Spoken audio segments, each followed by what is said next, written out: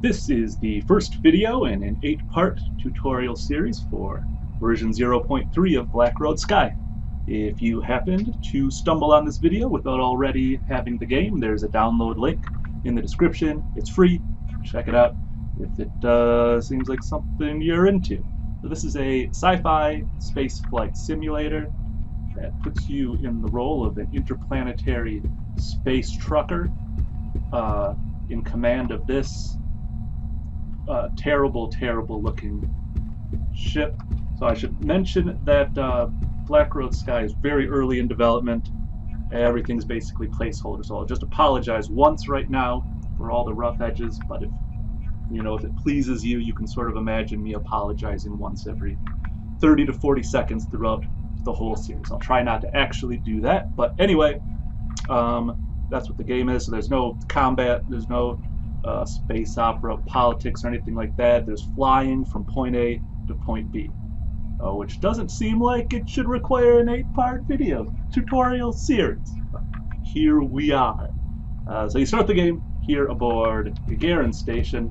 We're orbiting some 400 kilometers above the planet Tyra.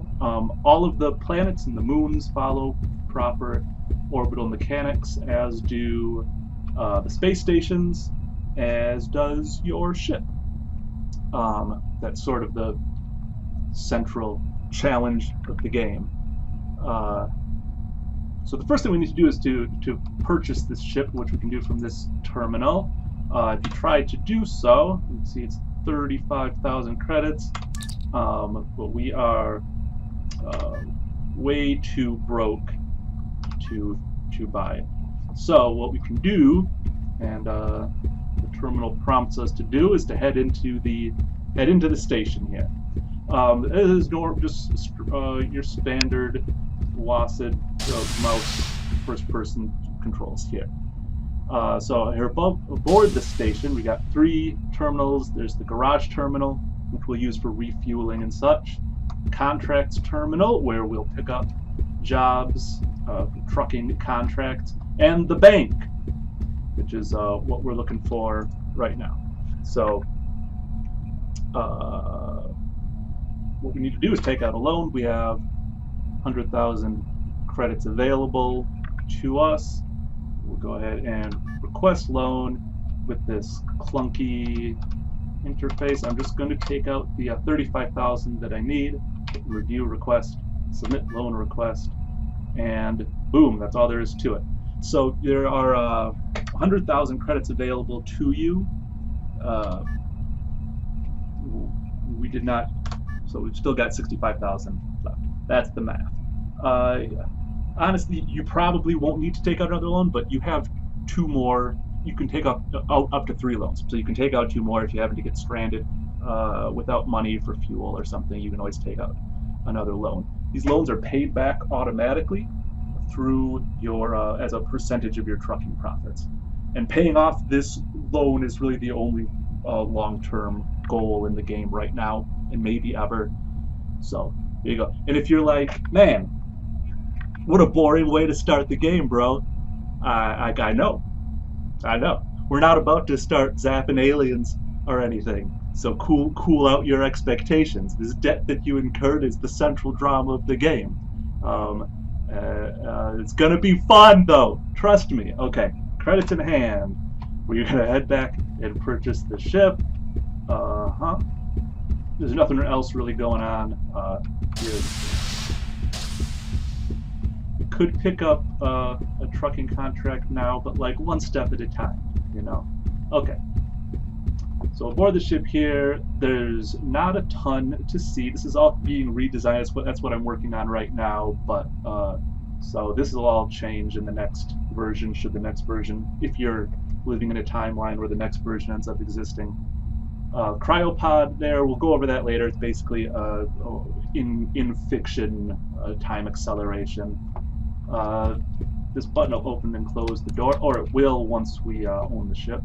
Let's go ahead and do that. Forgot that detail. Buy ship, confirm, purchase complete, command authorization is transferred to your name, so buttons and stuff work now. And this terminal, now that we've bought the ship, displays some basic information. Well, it will eventually display some basic information. We can see how many credits we have in our pocket, and see where we're at debt-wise. And this terminal's mostly here for this cargo, so that once we pick up a contract, you forget where you're going or whatever, you can check here. We got 3 buttons here for the lights. These control these 3 pairs of lights. You know, you do you. I like keeping the cockpit lights off and then the other 2 sets on, but you can set them up, you know, however makes you happy. Okay. So this cockpit is where most of the game takes place. You can enter the pilot seat just by clicking on it. And oh, important to mention, you can leave the pilot seat at any time by pressing F, as in F this, I'm out of here. That's how I remember. That's my mnemonic for remembering my own keybind. If you don't like any of the default key bindings, I will be referring to the default key bindings throughout this tutorial, so I suggest you just leave them for now. But if you go into controls here, now this is another work in progress. I said I wasn't going to apologize too much. The UI here is pretty bad, and you just everything's in this one page that you have to scroll through. But if you want to change exit seat, for instance, you just click that and then hit the button that you want to use.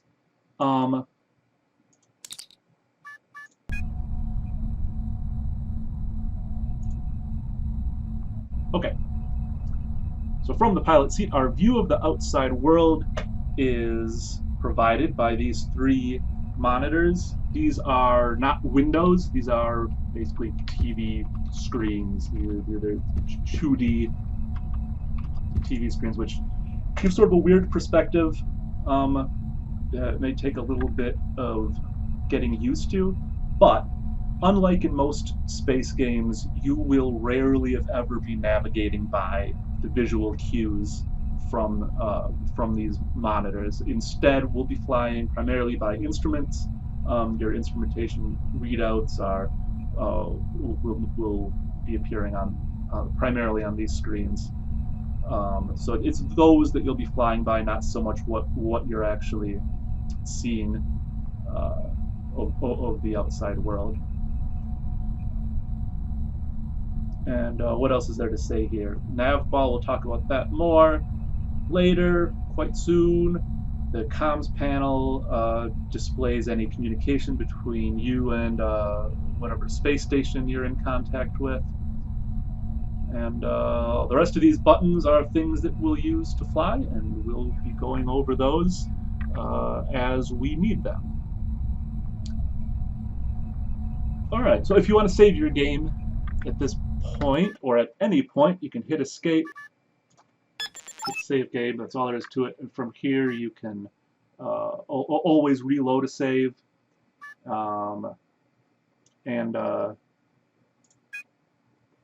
As I sort of mentioned earlier, we've got the control binding screen here. I have tested it with what peripherals I own, so I can't make any promises. My hope is to eventually have robust support of flight sticks and throttles and all that. I've got it working with my stuff. It might not work with yours. I apologize. I'm working on this. Is another part of the game that I'm still working on. Okay, but that's it, which is why I said you might want to save your game. That's it for the first video. We bought the ship, and in the next one we're going to learn how to fly it. Hey, so in this next video we'll be picking up right where we're leaving off here. So thanks for watching, and if you made it this far, I'll hopefully catch you in part 2.